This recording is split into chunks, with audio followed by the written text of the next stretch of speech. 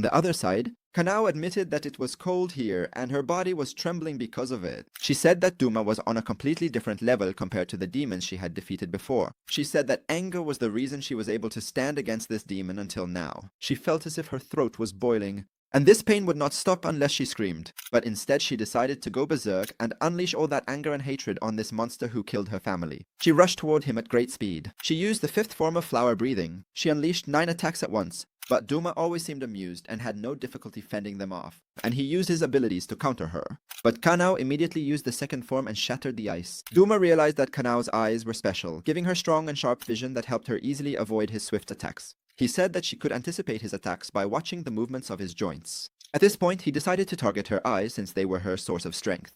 But at the last moment, Kanao dodged the fan and only got a slight scratch, then responded with a quick spin in the air using the 6th form and struck his neck. Duma admitted that she had a flexible body, and immediately spread his icy mist around him to protect himself, which forced Kanao to retreat right away, and she was forced to close her eyes to avoid them freezing, which gave Duma the chance to launch his threads at her to capture her. But Kanao caught them just in time and fell into the pond. Duma didn't give her a moment to catch her breath and used a new attack. The Ice Princesses. Their role was to exhale freezing mist. Kanao retreated, but the mist kept chasing her and almost caught her. And just when she thought it was over, she found an ice spear above her falling down at an incredible speed. It literally almost pierced her entire body. But she managed to dodge it and only got a small cut on her hand. Doma, on the opposite side, mocked her and said, "You've gotten so far away from me. You need to get closer if you want to cut off my head." Then suddenly he disappeared from in front of her. Kano tried to focus to figure out where he would appear next, when suddenly he was standing behind her. And the bigger surprise was that Kano had lost her sword without even realizing it, and she didn't know when it had happened. Doma, in a mocking tone, asked her, "Did you see that? You didn't hold your sword tightly, that's why I took it. Here's what I'm going to do. I'm going to stick the sword here, and you come and get it." Then he attacked her using his abilities. Without her sword, Kano wouldn't be able to block the attack, so she decided to rely on her eyes to find the area with the least damage to pass through.